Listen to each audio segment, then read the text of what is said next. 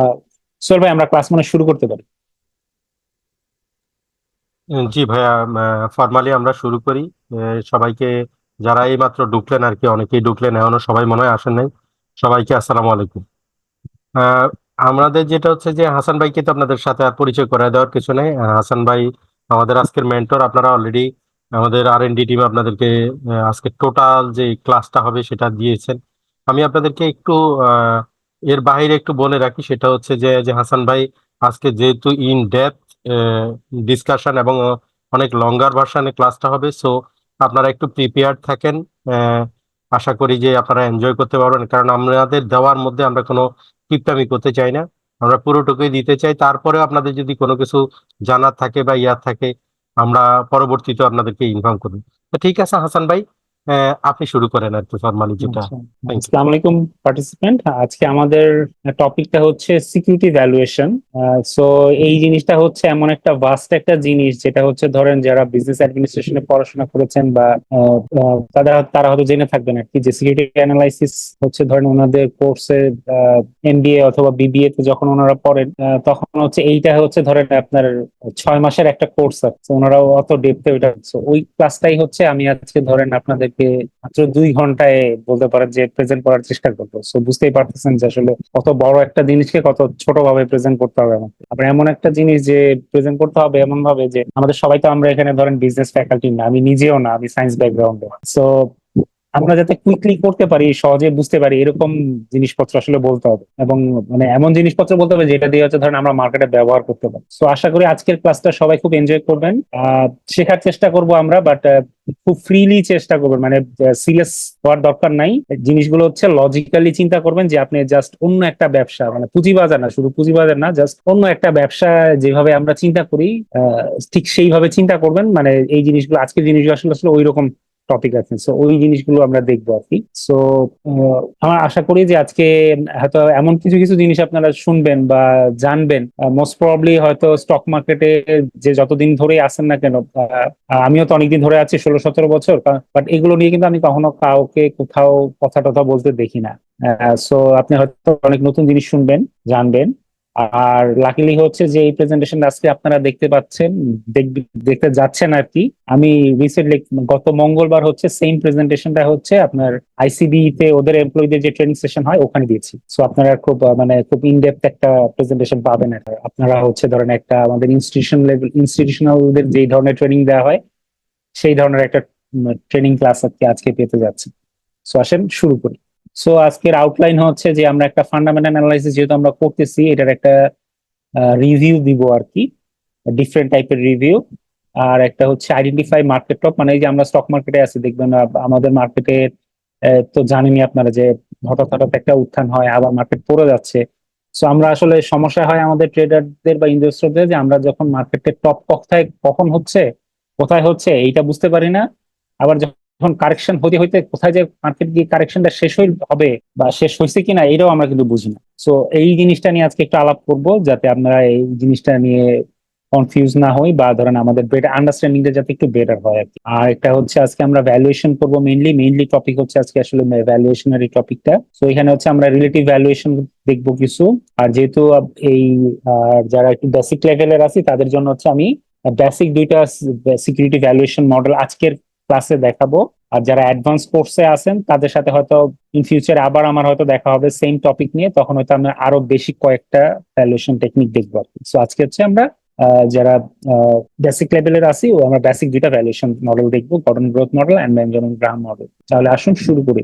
So so এখানে ধরেন fundamental অ্যানালিসিসের একটা ডেফিনেশন দেয়া আছে, বুকিশ ডেফিনেশন, বাট ওই ডেফিনেশন আপনি পড়তে পারেন, বাট আমি হয়তো আপনাদের বোঝানোর জন্য একটু নর্মাল ডেফিনেশন বলি আর কি, যে আমি এই ডেফিনেশনটা দিতে অভ্যস্ত আর কি, সবাইকে বলি। সে ধরেন এই যে আমরা নিচে ধরেন দুইটা কোম্পানি দেখতে পাচ্ছি, একটা হচ্ছে স্কোয়ার ফার্মা আর একটা ইনসেপ্টা। সো দুইটাই হচ্ছে ধরেন আমাদের দেশের খুব নামি দামি দুইটা ওষুধ ব্র্যান্ড। এর মধ্যে স্কোয়ার ফার্মা হচ্ছে বাজারে লিস্টেড একটা কোম্পানি, আর ইনসেপ্টা হচ্ছে বাজারে লিস্টেড না। সো এখন ধরেন একটা বিদেশি ইনভেস্টর আসলো, সেই ইনভেস্টরটা এসে সে চাচ্ছে যে বাংলাদেশের কোন একটা বড় ফার্মাসিউটিক্যাল কোম্পানি সে কিনবে। সো পুরো কোম্পানি কিনে নিবে। সো সে ধরেন স্কোয়ারকেও একটা অফার দিছে, ইনসেপ্টাকেও একটা অফার দিছে বাই প্রপোজাল আর কি, যে আমি তোমাদের পুরো কোম্পানিটা কিনে নিবো। তো ধরেন স্কোয়ার কে অফার করা তো খুব সোজা, কারণ স্কোয়ারের যেহেতু পুঁজিবাজারে লিস্টেড, প্রতিদিন শেয়ার মার্কেটে একটা দাম আছে, শেয়ার নাম্বার অফ শেয়ার, তার ধরেন শেয়ারের প্রাইস কত আজকে আর তার টোটাল নাম্বার অফ শেয়ার। যেমন ধরেন স্কোয়ারের শেয়ার নাম্বার অফ শেয়ার হচ্ছে, আপনার এখানে দেখতে পাচ্ছেন যে ধরেন যে 88,64,00,000 শেয়ার, 551,011টা শেয়ার টোটাল। সো ধরেন যদি 210 টাকা তার দাম হয়, তাহলে এই কোম্পানিটার দাম হচ্ছে 100,000 লাখ। সো হচ্ছে ধরেন 18,500, 18,600 কোটি টাকা। সো স্কোয়ার ফার্মার দাম তো হয়ে জানি। স্কোয়ার ফার্মার মালিক বলবে যে আচ্ছা দাও আমাকে 18,500 কোটি টাকা দাও, তাহলে আমি স্কোয়ার ফার্মার বিক্রি করে দেবো। যে ইনভেস্টর সেও দেখতেছে সেটা যেহেতু স্টক মার্কেট লিস্টেড, এখানে তো একটা দাম আছে, সো এটার সাথে সে একটা বেস ধরে দামাদামি করে খুব তাড়াতাড়ি হয়তো কিনে ফেললো কোম্পানিটা। আর ধরেন ইনসেপ্টার যদি কিনতে যায়, তাহলে কি করবে? ইনসেপ্টার তো আর পুঁজিবাজারে লিস্টেড না, তাহলে তার কি ইনসেপ্টার কখনো বিক্রি করা যাবে না, বা ইনসেপ্টার কি কেউ কিনতে পারবে না? সো তখন সে কি করবে যদি পুঁজিবাজারে লিস্টেড না হয়? পুঁজিবাজারে যদি লিস্টেড না হয় তাহলে কি করবে? ধরেন সেই আমাদের পুরোনো টেকনিকে ফেরত যাবে। পুরোনো টেকনিক কি? সে দেখবে যে স্থাবর সম্পত্তি কি কি আছে, তার জায়গা জমি আছে কোথায়, দেশের কোন কোন জায়গায়, ওগুলোর দাম কত, বিল্ডিং কি কি আছে, কয় বছর আগে এই বিল্ডিং গুলা, এগুলার কতটুকু এখন লাইফ টাইম আছে। তারপরে দেখবে যে এবার অস্থাবর সম্পত্তি গুলো দেখবে যে এর ভিতরে মেশিন পত্র কি কি আছে, কোন কোন দেশের, কোনটার লাইফ টাইম কত বছর আছে, কত কত ওষুধ বানাইতে পারে। তারপরে ধরেন ওর কি কি ব্র্যান্ড বাজারে পপুলার বিক্রি হয়, বছরে কত টাকার ওষুধ তারা বিক্রি করে, ওখান থেকে প্রফিট কত হয়, লোন টোন কি আছে, তারপরে ধরেন এর গুডউইল আছে একটা, এগুলোর কি অবস্থা, মার্কেটে কেমন চলে, টার্ন ওভার কেমন, ওখান থেকে প্রফিট মার্জিন কি, এগুলো কিন্তু চিন্তা টিন্তা করে সে ধরেন, তারপর আবার সে ধরেন ওই যেহেতু বিদেশি ইনভেস্টর, সে আবার দেখবে যে ইনসেপ্টার মতো আরো কোম্পানি তো আছে, সে ধরেন লিস্টেড না এরকম তো আরো আছে, ওগুলোর ওরকম ম্যাচ ট্যাচ করে দেখবে যে কি অবস্থা, পরে সে কিন্তু ধরেন একটা দাম ঠিক করবে। পরে সে ইনসেপ্টার মালিককে বলবে যে তোমার কোম্পানির দাম এত। তো ইনসেপ্টার মালিকও তো নিজের কোম্পানি যেহেতু বিক্রি করবে, সেও তো একটা হিসাব করবে। সে কিভাবে করবে? তার কোম্পানি তো পুঁজিবাজারে রেট না, সেও কিন্তু সেম ভাবে তার যত সম্পদ, স্থাবর সম্পদ আছে, দায় দেনা আছে, ওগুলো বার্তা দিয়ে একটা প্রাইস বলবে। তারপর হচ্ছে দুইজন নেগোসিয়েশন করে, আচ্ছা নেগোসিয়েশনের পার্টটা পরে বলবো। এই যে প্রাইস বললো, তার মানে কি? এটা থেকে আমরা কি বুঝতে পারি? এটা থেকে আমরা বুঝতে পারি যে স্টক মার্কেটে লিস্টেড না থাকলেও কিন্তু আপনি একটা কোম্পানির দাম কত এটা ঠিক করতে পারেন। যেমন আমাদের দেশে হচ্ছে আপনার যদি আমার ভুল না হয় 1.5 লাখ পাবলিকলি রেজিস্টার্ড কোম্পানি আছে, জয়েন্ট স্টক এক্সচেঞ্জে রেজিস্টার্ড কোম্পানি 1.5 লাখ। আর পুঁজিবাজারে লিস্টেড কোম্পানি আছে ধরেন 350। তো চিন্তা করেন কোথায় 1.5 লাখ আর কোথায় 350। তো আমাদের দেশে কি 350 কোম্পানি ছাড়া বাকিগুলো কখনো হাত বদল হয় না, বিক্রি হয় না? ডেফিনেটলি ওগুলো বিক্রি হয়। কিভাবে হয়? এই যে এইভাবে ভ্যালুয়েশন করে বিক্রি হয়। তার মানে আপনি এটা বুঝতে পারতেছি আমরা এই আলোচনা থেকে যে আসলে এই কোম্পানির স্থাবর সম্পদ, তার ব্র্যান্ড ভ্যালু, তার লোন কতটুকু আছে, তার প্রফিটেবিলিটি কি, আহ, তার রেভিনিউ কত, প্রফিট মার্জিন কত, এইসব ক্যালকুলেশন করে কিন্তু একটা কোম্পানির দাম ঠিক করা যায়। তো এইটা থেকে আমরা বুঝলাম যে আসলে এইভাবে যে এই যে আমরা এইভাবে দামটা ঠিক করি, এটাকে আমরা বলি হচ্ছে কোম্পানির ইন্ট্রানজিক ভ্যালু। মানে কোম্পানির ব্যবসায়িক সম্পদ যা আছে, দায় দেনা যেগুলো আছে, এগুলো থেকে যেভাবে আমরা একটা কোম্পানির দাম ঠিক করতে পারি, এটা হচ্ছে তার ইন্ট্রানজিক ভ্যালু। এখন এই ইন্ট্রানজিক ভ্যালু জেনে আসলে আপনার লাভ কি, যে এটার দাম আসলে কত হইতে পারে। তারপর হচ্ছে আমি মার্কেটে গিয়ে মার্কেটের সেন্টিমেন্ট অনুযায়ী, পরিস্থিতি অনুযায়ী হচ্ছে আমার যে আইডিয়া ওটার সাথে অ্যাডজাস্ট করব। কিন্তু আমাকে তো আগে একটা আইডিয়া নিতে হবে যে এটার দাম আসলে এত টাকা। সো এই আইডিয়াটা থাকলে হচ্ছে সুবিধা হয়, দামাদামি করতে গিয়ে ওখানে গিয়ে দামাদামি করতে সুবিধা হয়। সো আপনি যখন এই যে কোম্পানির ইন্ট্রানজিক ভ্যালুটা জানবেন, যে একটা কোম্পানির ইন্ট্রানজিক ভ্যালু হচ্ছে 500 টাকা, তার পুঁজিবাজারে ওটা বিক্রি হচ্ছে 300 টাকায়, 200 টাকায়, তাইলে হচ্ছে ডাউন মার্কেটে, ডিজাস্টার মার্কেটে আপনার কেনার সাহস হবে। কারণ আপনি জানেন যে এটার দাম আসলে 500 টাকা, এখন 300 টাকা পাওয়া যাচ্ছে। তো আপনি 300 টাকা ধরেন কিনলেন, দাম ধরেন আরো কমে গেল 200 টাকা, লোকজন যেখানে অস্থির যে দূর মার্কেট শেষ, 500 টাকা শেয়ার 300 টাকা ছিল, 200 টাকায় নামছে, আর কদিন পর 100 টাকায় নেমে যাবে। কিন্তু কিছু পাবলিক কিন্তু সাহস করে তখন কিনবে। যে ওটা জানবে সে কিন্তু তখন খুশি হবে, আরে আমি তো 300 টাকায় কিনছিলাম, এখন তো 200 টাকায় পাওয়া যাচ্ছে, এখন তো আমার আরো আনন্দ, আমি তো আরো লাভ করতে পারলাম। সো সে কিনবে। তো এইটাই হচ্ছে আপনার ইন্ট্রানজিক ভ্যালুটা জানার সুবিধা, যে আপনার কনফিডেন্স বিল্ড আপ করবে, আপনার কনফিডেন্স বুস্ট আপ করবে, মার্কেটের অনেক নয়েজকে আপনি অ্যাভয়েড করতে পারবেন। আর এই যে আমরা এত ফান্ডামেন্টাল অ্যানালাইসিস জিনিসটা বলি, যে লোকজন যে বলে যে আপনি ফান্ডামেন্টাল দেখে শেয়ার কিনেন, মানে কি? মানে হচ্ছে আপনি নিজে নিজে এই অ্যানালাইসিস করে এটার একটা ভ্যালুয়েশন করে ভ্যালুটার কাছাকাছি দামে শেয়ারটা কেনেন। এই কথা কিন্তু আপনারা কেউ বলে না, সবাই বলবে ফান্ডামেন্টাল দেখে কিনেন। কেউ আপনারা বলবে না যাচাই বাছাই করে ইন্ট্রানসিক ভ্যালুটা দেখেন, ওইটার কাছাকাছি দামে বেচে তো কম দামে পাইলে কিনুন, এই কথা কিন্তু কেউ বলবে না। সবাই বলবে যে ভাই ফান্ডামেন্টাল দেখে ভালো শেয়ার কেন, কম দামে কেন, এগুলো বলবে। কিন্তু ভালো শেয়ার কোনটা কম দাম আর কোনটা বেশি দাম এটা আপনি কেমনে বুঝবেন? এর কি ওই যে আপনার টেকনিক্যাল চার্ট দেখে বুঝবেন? কারণ ওখানে তো প্রতিদিন আপনারা প্রাইস দেখায়, তাই না? প্রাইস আর ভ্যালু তো এক জিনিস না। এবার হচ্ছে আমরা সেম জিনিসটাকে একটু টেকনিক্যাল টার্মে বলি, এতক্ষণ যে গল্প টল্প যেগুলো বললাম এগুলো হচ্ছে এখন একটু মার্কেটের ভাষায় বলি আপনাদের। সো এবার হয়তো বুঝতে সুবিধা হবে আর কি। যে এই যে আমরা ধরেন এখানে একটা চার্ট দেখতে পাচ্ছি, সে ধরেন আচ্ছা ব্রিজের গল্পটাও তো বলি না। সে ধরেন এই যে একটা ব্রিজ বানানোর জন্য কনস্ট্রাকশন যখন শুরু হচ্ছে, তখন ওই যেই দেশে ব্রিজটা বানাবে সে তখন ইঞ্জিনিয়ারকে ডাইকে বলে যে দেখো আমার এমন একটা ব্রিজ বানায় দাও যেখান দিয়ে দৈনিক ধরেন টোটাল 10,000 টনের গাড়ি যেতে পারবে, 10,000 টনের গাড়ি পার হইতে পারবে। সো এখন ইঞ্জিনিয়ার কি শুধু 10,000 টনের জন্য এই গাড়িটা ডিজাইন মানে এই ব্রিজটা ডিজাইন করবে? সে তো ওইভাবে ডিজাইন করবে না, সে চিন্তা করবে আচ্ছা এখানে যদি জ্যাম লেগে যায় তাহলে তো ধরেন অনেকগুলা গাড়ি আটকে যাবে, তাই না? সো তারে হচ্ছে একটু বেশি ডিজাইন, মানে সে যদি 10,000 টনের জন্য ডিজাইন করতে বলে, সে আসলে ডিজাইন করবে ধরেন 12,000 15,000 টনের জন্য। যে যদি হঠাৎ জাম লেগে যায়, যদি একটা অ্যাক্সিডেন্ট হয়, দেখা যাবে তিনটা চারটা গাড়ি এক জায়গায় আটকাই গেছে, তো তখন ওখানে তো ওই জায়গার লোড তো 10,000 টনের বেশি হয়ে যাবে। তো তখন তো ব্রিজ ভেঙে পড়ে যাবে। তো সেইটা কি করবে, সে একটু এক্সট্রা মার্জিন রেখে ডিজাইন করবে। সেম কাজটা কিন্তু আমরাও করি। আপনি যখন বাজারে যাবেন, আপনি লিস্ট করছেন, মোটামুটি একটা আইডিয়া করছেন যে 2,000 টাকা হবে, আপনি পকেটে কিন্তু 3,000 টাকা নিয়ে যান, কারণ জানেন বাজারে গিয়ে যদি দেখেন যে দাম হঠাৎ একটু বেশি, তো আপনি যেটা খুঁজতেছেন ওটা নাই, ওটার অল্টারনেটটা কিনতে হবে যেটার দাম বেশি। তো আমরা কিন্তু সব জায়গায় একটু যে মার্জিন এক্সট্রা নিয়ে যাই, তাই না? যাতে আমি ইন ফিউচারে আমার কোনো সমস্যা না হয়, বা সমস্যা হলে আমি যাতে ওই বিপদ থেকে বাঁচতে পারি। সেম জিনিসটাই হচ্ছে মার্কেটে যখন আমরা এই যে ফান্ডামেন্টাল অ্যানালাইসিস করে কেনা বেচা করতে যাই, বিশেষ করে কিনতে যাই যখন। সো এই যে মাঝখানে যে লাইনটা আমরা বলতেছি এইটা হচ্ছে আমাদের ইন্ট্রানসিক ভ্যালু। ধরেন মাঝখানে যে লাইনটা এই যে এটা ধরেন একটা শেয়ারের ইন্ট্রানসিক ভ্যালু। এখন মার্কেটে হচ্ছে শেয়ারের দাম এই সবসময় যে ইন্ট্রানসিক ভ্যালুতেই থাকবে এমন না। অনেক সময় ইন্ট্রানসিক ভ্যালুর অনেক উপরে থাকতে পারে শেয়ার, তখন দেখবেন লোকজন বলবে যে মার্কেটে শেয়ার ওভার ভ্যালুড হয়ে গেছে।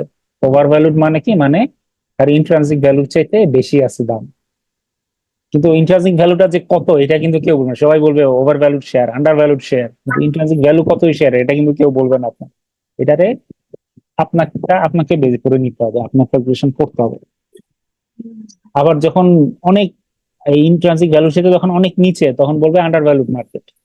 সো ধরেন এই যে ইন্ট্রানসিক ভ্যালু যেটা বললাম, যেটা হচ্ছে আপনাকে ক্যালকুলেশন করতে হবে। এখন প্রথম ধরেন যে আমি ক্যালকুলেশন করতে বসলাম, সোহেল ভাইরে দিলাম, অনন্ত ভাইরে দিলাম যে ভাই ক্যালকুলেশন করেন ইন্ট্রানসিক ভ্যালু। ওই মার্কেটের শেয়ারও এক, তার ফাইন্যান্সিয়াল স্টেটমেন্টও এক, যে ফর্মুলা দিয়ে করবো সেটাও এক। তো দেখা যাবে আমার ক্যালকুলেশন একটা রেজাল্ট হবে, সোহেল ভাইয়ের ক্যালকুলেশন একটা রেজাল্ট হবে, অনন্ত ভাইয়ের ক্যালকুলেশন আরেকটা রেজাল্ট হবে। কারণ কি?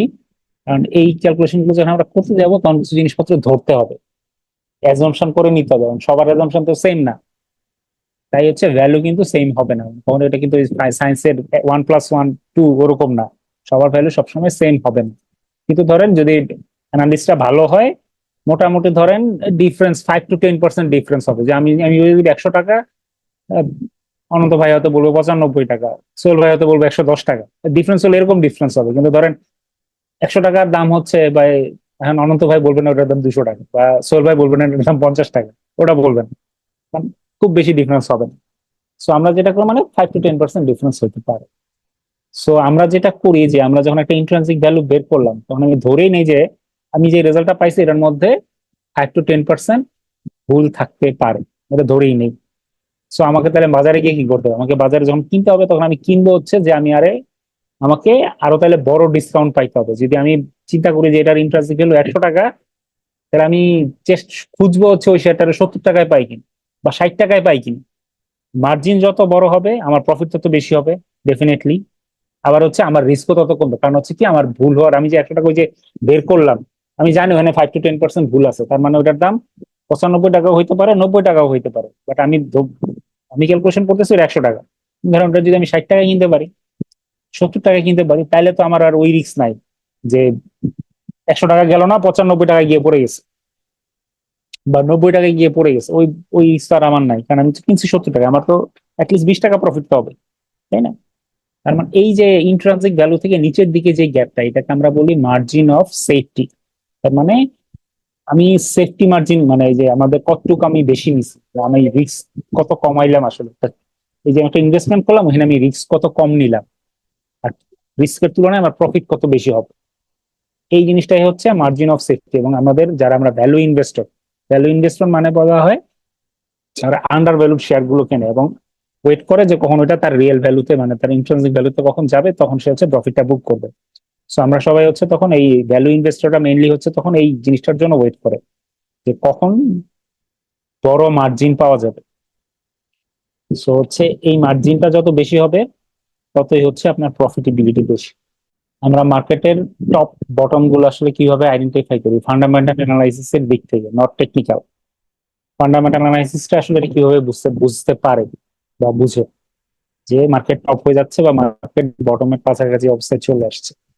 এই জিনিসগুলাই আমি আপনাদের আজকে এখন বলবো। মোস্ট প্রবাবলি আপনি স্টক মার্কেটে, আমরা ফেসবুক রিলেটেড যত গ্রুপ দেখি, ইউটিউবে যত চ্যানেলে যে আপনি ভিডিও দেখেন, আমি কোথাও কাউরে এই জিনিসপত্র বলতে শুনি নাই আর কি, দেখিও নাই। সো দেখি আমরা আসলে নতুন কিছু শিখতে শিখতে পারি কিনা। সো আচ্ছা, কেউ একজন কেউ একজন বলবেন, আমার চার্টটা কি জি, দেখতে দেখা পাচ্ছেন? যাচ্ছে, দেখা যাচ্ছে। আচ্ছা, এইটা দেখেন, খুব সিম্পল দুটো টেকনিক। আমরা তো যেহেতু মানে লং টার্মে দেখতে যাচ্ছি, যেহেতু আপনার 2 বছর ধরে র্যালিটা হচ্ছিল, সো আমি ধরেন খুব সিম্পল দুইটা জিনিস দিচ্ছি। একটা হচ্ছে যে সিম্পল মুভিং অ্যাভারেজ, আর এই লাল লাইনটা হচ্ছে 20 মুভিং অ্যাভারেজ, আর এই একটু সবুজ যেটা মোটা, এটা হচ্ছে 50 সিম্পল মুভিং অ্যাভারেজ, 50 দিনের ডে চার্ট। সো এই 7,400 থেকে যখন মার্কেট নিচে পড়া শুরু হইলো, প্রথম রেড ফ্ল্যাগটা হচ্ছে যখন এটা এই যে সিম্পল 20 মুভিং অ্যাভারেজের নিচে নেমে আসছে। এতদিন কিন্তু দেখেন যখন র্যালিটা হচ্ছিল, র্যালিটা যেখান থেকে শুরু হয়েছে তার কিছুদিন পর থেকে যে সে 20-এর উপরে উঠছে, সে কিন্তু আর 20-এর নিচে কোনো সময় টাচও করে নাই, দেখছেন? স্ট্রং মার্কেটে টাচই করে নাই, এটাকে সে একটা ডিস্টেন্স বজায় রেখে রেখে কিন্তু উঠতেছিল। এখানে রেখে যখন সে পড়ে গেল, সো আমরা যখন এই যে এই সেপ্টেম্বর তো ওই জুন জুলাই থেকে শুরু হচ্ছিল, এইখান থেকে শুরু হয়েছিল আসলে যে ডলারের দাম বাড়া, এবং পি তখন এখানে 17-18 ক্রস করছে। তো ফান্ডামেন্টালের সাথে টেকনিক্যাল আসলে আমরা কিভাবে মিলাই ট্রেড করি বা ডিসিশন নেই, ওটা দেখেন। এখানে এসেই কিন্তু লোকজন যারা ওইসব খবর জানতো বা ওইসব জিনিসপত্র চোখ রাখছে, তারা কিন্তু মোটামুটি প্রিপেয়ার হয়েছে যে মার্কেটের তো মোটামুটি মনে হচ্ছে টপের কাছাকাছি চলে আসছি, এখন হচ্ছে আমাদেরকে প্রিপেয়ার হইতে হবে, দেখতে হবে যে কখন মার্কেট আর কতদিন টিকে কিনা। সো এইভাবে কিন্তু মার্কেট বাড়ছে মোটামুটি, ধরেন এখান থেকে প্রায় ধরেন প্রায় 400-500 পয়েন্ট বাড়ছে। এই এটা ছিল মনে হয় 6,800 বা 7,000-এর একটু নিচে ওই সময় ঘটনাটা ছিল। তো তারপরে কিন্তু মার্কেট আরো 400-500 পয়েন্ট বাড়ছে। সো যখন এইটা হচ্ছে, তারা তো ধরেন যারা সেল করছে এখানে কিছু সেল করছে, বাট এই ঘটনাটা যখন ঘটছে তখন হচ্ছে লোকজন একটু ওরা সেল করা শুরু করছে, কারণ হচ্ছে এটা সিম্পল পয়েন্টের নিচে নেমে গেছে, যেটা পুরা র্যালির আগে কোনো সময় ঘটে না। দেখেন এখান থেকে যে উঠার, এইটা যখন ব্রেক আপ করে, মানে এটা যখন ক্রস করে উপরে উঠছে, এটা কিন্তু আর 20 সেকেন্ড মানে নিচেই নামে না। 50-এর তো আর কথাই নাই, 20-এর নিচেই তো নামে, 50-এর নিচে নামবে কি যাচ্ছে, এটা গেল, এটা ছিল একটা রেড ফ্ল্যাগ। ঠিক আছে, তারপরে যখন এখানে আবার একটু উঠার চেষ্টা করছে, এখানে এসে আবার ওই যে 50-এর নিচে নেমে গেছে, এটা ছিল হচ্ছে সেকেন্ড রেড ফ্ল্যাগ। 50-এর নিচেও নামছে, এখানেও নামছে। তো আপনাকে দেখেন, আপনাকে কিন্তু আপনাকে সেল করার কিন্তু মার্কেট অনেক সুযোগ দিছে। আপনি একটু রেস্ট নেন, আমি দরকার হলে এনাদের সাথে আড্ডা মারি, কারণ আচ্ছা আপনি পরবর্তী লম্বা টাইমটা দিতে হইলে একটু রেস্ট নেওয়া লাগবে আপনার। একটু আচ্ছা, পানি টানি খান আর কি। ওকে। সো আপনারা আলাপ করেন, জি, আমাকে 5 মিনিটের মতো একটা ব্রেক দেন। Okay okay. Thank you very much. Hasan ভাই এই পর্যন্ত যেটুকু ডিসকাশন করলো, আপনারা কি মানে বুঝতে পেরেছেন কিনা, বা আপনাদের এটা রিলেটেড কোনো কোশ্চেন আছে কিনা? থাকলে আমি এটাগুলা জমা রাখলাম, ভাইয়া আসলে কোশ্চেন দিব। আহ, আপনারা একটু মানে কথা বলেন, কোনো সমস্যা নেই, আমরাই তো। আমাদের যেমন এই যে রাফি ভাই কথা বলছিল, আমার ভাল লাগছে। আপনারা আসলে কথা বলেন, কারণ কথা বললে অনেক জিনিস বেরিয়ে আসে। এরকম হইতে পারে আপনারা এরকম কোনো কোশ্চেন করে ফেললেন যেটা আসলে আমাদেরও নিজেদেরও জানা নাই, আমরা একটু স্টাডি করলাম, সেই পারপাসে আমরা একটু শিখাও হইতো তো। আপনারা একটু কোশ্চেনও করেন, আর ক্লাসগুলা অলমোস্ট আমাদের অলরেডি 5টা ক্লাস, এটা সহ 5টা ক্লাস অলরেডি চলছে। তো এই অথবা আপনারা যদি মনে করেন পিছনের কোনো ক্লাসটাই আপনাদের কোনো একটা জায়গায় বুঝতে পারেন না, অনেকে হয়তো ক্লাসে ছিলেন না, পরে রেকর্ডিংটা শুনেছেন। তো তাদের জন্য বলছি, আপনারা শোনার পরে যদি মনে হয় যে না, মেন্টরের সামনে যদি আমি থাকতাম তাহলে এই কোশ্চেনটা করতাম, এগুলো আপনারা দরকার ফাইন্ড আউট করে নোট করে রাখেন। বা এখন যদি নোট করা থাকে সেগুলো বলতে পারেন, আমার জানা থাকলে আমি বলবো, হাসান ভাই হয়তো নাহলে উত্তর দিবে। আদারওয়াইজ যদি অন্য মেন্টরের হয়ে থাকে, সেই জিনিসটা দরকার হলে তাদের সামনে উপস্থাপন আমি করব। আসসালামু আলাইকুম ভাইয়া, শুনতে পাচ্ছেন? হ্যাঁ, ওয়ালাইকুম সালাম। জি ভাইয়া, শুনতে পাচ্ছি। রনি প্রাণবন্ত ভাই। আলোচনা এবং আসলে মন্ত্রমুগ্ধ হয়ে শুনছিলাম। উদাহরণগুলো সবগুলো আসলে খুব একটার সাথে একটা রিলেটেড, খুব ভালো লাগছিল সবগুলো দেখে। পরবর্তীতে আসলে মার্কেট সাইকেল গুলো যেগুলো দেখালো, মার্কেট সাইকেল দেখালো, তারপরে এখানে আরো কিছু জিনিস দেখালো। এই যে মার্কেট যে এখন এখান থেকে রিভার্স করতে পারে, এই জিনিসটা ভুলে গেছে। আমি দুইটা পয়েন্ট বললাম। যখন মার্কেট পজিটিভ থাকে তখন পাবলিক যেমন ভুলে যায় যে মার্কেটটা কারেকশনে যেতে পারে, প্রফিট টেকিং করা উচিত।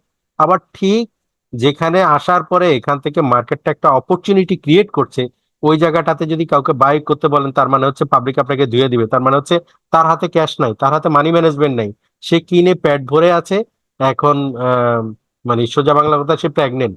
এখন এই অবস্থাতে তাকে সে কোনো দিকে মুভ করতে পারছে না, না পারতেছে। এখান থেকে উদ্ধার করার একটা হচ্ছে, এখান থেকে রিভার্সাল যদি এন্ট্রি হয়, দ্যাট কেস উনি হয়তো এখান থেকে সার্ভাইভ করতে পারবে। এখন আমাদের সবচাইতে বড় যে জিনিসটা আমাদের, আমরা যে আপনাদের এই যে সময় নষ্ট করি, আপনাদের টাকা নষ্ট করি, এইটার একটাই ইয়ে হলো যেন আমরা যেন সময়টা বুঝি, আমরা যেন আমাদের ক্যাপিটালটার ভ্যালুটা বুঝি। আমরা আর্নিং কতটুকু করব সেটা থেকে যেন আমার ক্যাপিটাল সেফটিটা যেন আমরা একটু বেশি করে রাখতে পারি। আমরা দেখেন এত সেফটি জোনে থাকার পরেও কিন্তু দেখা যায় যে আমাদেরও যে ভুল হয় না তা না, আমাদেরও ভুল হয়। এই ভুলের জন্য কিন্তু সেটা কিন্তু খেসারত দিতে হবে। আপনি শেয়ার মার্কেটে আপনি ভুল করলেন, আমি ভুল করলাম, আপনি আমারে মাফ করে দিতে পারেন। শেয়ার মার্কেট এমন একটা জায়গা, এখানে কোনোভাবেই কোনো মানে আপনি ভুল করছেন সেটার আপনার পানিশমেন্ট আপনাকে দিবেই, পানিশমেন্ট আপনার নেওয়া ছাড়া উপায় নেই। এখন কথাটা হচ্ছে, এই ভুলটা এই ভুলটা আপনার অ্যাসেট হইতে পারে। এই ভুলটা যদি আপনি নোট খাতায় লিখে রাখেন, সেকেন্ড টাইম এই ভুলটা যদি আর না করেন, অথবা যত কম করা যায়, এইটাই হইতে পারে আপনার শিক্ষা। প্রত্যেকটা ভুল থেকে কিন্তু শিক্ষা পাওয়া যায়। তো একটু একটু মানে পেঁচাইলাম, একটু কথাবার্তা বললাম, একটু জ্ঞানের মতো হয়ে গেল হয়তো। হাসান ভাই আসা পর্যন্ত আপনাদেরকে একটু ইয়াতে রাখি আর কি, টাচে রাখি না আর কি। না না, সোহেল ভাই, থ্যাংক ইউ। আর আমার একটা রিকোয়েস্ট আছে, আপনি আজকে একটু চারটে একটু দেখাইয়েন আমাদের। আর আমার মতো যারা আছে, আমি যেটা মনে করি ভাই, আমরা সবচেয়ে বড় ভুল করি এই জিনিসগুলোতেই। মানে সবকিছু বুঝি, ওই স্টপ লস নিতে হবে, এই শেয়ারে বেশি ভালোবেসে ফেলি, শেয়ারের সাথে বেশি প্রেম হয়ে যায়, এই জিনিসটার জন্য সবচেয়ে ধরাটা বেশি খাই, সময় মতো স্টপ লস না নেওয়ার কারণে। উম, দীপু ভাই, আমাকে যদি বলেন, আমাদের ভুল করার রিজন কিন্তু আরো অনেক বেশি। আমরা ন মানে কোনোভাবেই আমরা টেকনিক্যাল না, আর কোনোভাবেই কিন্তু আমরা ফান্ডামেন্টাল না, আবার আমরা টেকনো ফান্ডামেন্টালও না। মুশকিলটা হয়ে গেছে, আমরা রিউমার, আমরা নিউজ, কমিউনিকেশন সব মিলিয়ে ককটেল বানিয়ে আমরা মনে করেন যে ওই যে কি বলে, এই স্যালাইন হয়ে যাচ্ছি। মানে এক চিমটি লবণ, এক মুঠ গুড়, আধা কেজি পানি, আমরা কেমন যেন হয়ে যাচ্ছি। আপনি আপনার যে সাইকোলজিতে যদি আপনি সাকসেস হন, এই সাইকোলজিতে আপনি চলেন। আপনার সাইকোলজিটা যতদিন ফেল না করছে ততক্ষণ পর্যন্ত আপনারটাই হচ্ছে যে সুপার মানে টেকনিক। এটাই আপনারটাই হচ্ছে ওয়ারেন বাফেটের টেকনিক। আপনার যেদিন এখানে ফল করলেন, দেন আপনি নতুন করে স্টাডি করেন। আমরা না, এক একবার এক এক জায়গায় চলে যাই। আমার কথা হচ্ছে, আপনি যদি টেকনিক্যাল হন, আপনি 100% টেকনিক্যাল, আপনার ফান্ডামেন্টাল দেখার দরকারই নেই। এটা কি জেড গ্রুপের শেয়ার, নাকি আপনার ক্যান্ডেল বলছে আপনাকে বাই করতে, আপনার ক্যান্ডেল বলছে আপনাকে সেল করতে, স্টপ লস নিতে, আপনি দিয়ে দেন, সেখানে কোনো কিছু নেই। এখন আমরা যখন মনে করেন যে এন্ট্রি দিলাম আসলে ইয়া করার জন্য, ট্রেডার হিসেবে, বাট আমরা যখন মনে করেন কোন একটা শেয়ারে আটকে গেলাম, তখন আমরা না বিনিয়োগকারী হয়ে যাই। আমাদের বিহেভিয়ার গুলা এই লেভেলে চলে যায়। আমরা মানে আমার আমার তো ট্রেড নেওয়ার আগেই আমাকে সিদ্ধান্ত নিতে হবে, এই শেয়ারটা আমি কত দিনের জন্য কিনলাম, আমি কতটুকু রিস্ক রিওয়ার্ড আমার চাই। পুরো জিনিসটাই কিন্তু আগে থেকে আমার সেট আপ করা। তো আপনি যদি আগে থেকে সেট আপ না করেন, আপনি এন্ট্রিতে যাবেন না। আমার কথা হচ্ছে, আপনি স্টে করেন, আপনি ওয়েট করেন, আপনার স্টাডি এখনো শেষ হয়নি, আপনি স্টাডি শেষ করেন। আপনি স্টাডি শেষ করে তারপরে সিদ্ধান্ত নেন যে আপনি এখন যে বর্তমান যে প্রাইজে আছে, যে শেয়ারটা আপনার অলরেডি স্টাডি করা আছে, তাহলে এই শেয়ারটা আপনি এখন কত টাকাতে নিবেন, এটা কোন লেভেলে নামলে আরো কতটুকু আপনি বিনিয়োগ করবেন। এই জিনিসটা সেট আপ আমাদের নাই, জিনিসগুলি আমাদেরকে সেট আপ করতে হবে। থ্যাংক ইউ ভাইয়া, আমরা আবার পরে আবার আড্ডা দিব। আমাদের বোধহয় হাসান ভাই অলরেডি চলে এসেছেন। হাসান ভাই, ওয়েলকাম এগেন। ওয়েলকাম। সো আমরা ভ্যালুয়েশন পার্টে চলে আসি।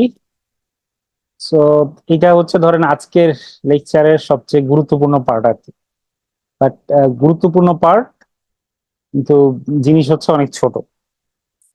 সো বেশি কথা এখানে হয়তো বলবো না, আপনি জাস্ট যেহেতু বেসিক জিনিসপত্র, বেসিক জিনিসপত্র মানে হচ্ছে বেসিক আমরা কোন জিনিসটাকে বলি যেটা অনেক সহজ সরল, ওটা হচ্ছে বেসিক।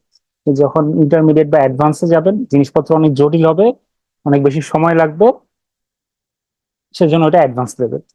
যখন আমি যখন বলবো যে এটা হচ্ছে ভ্যালুয়েশন আর বেসিক লেভেল, তখন আপনার কিন্তু কথাবার্তা খুব অল্প, জিনিস খুব সহজ, কিন্তু আপনাকে জিনিসটা বুঝতে হবে। এবং বুঝলেই আসলে মার্কেটে যেটা হয় আর কি, আমরা সবাই অনেক সবকিছু বুঝি, কিন্তু কথা হচ্ছে ওইটা আমরা মানতে চাই না আসলে।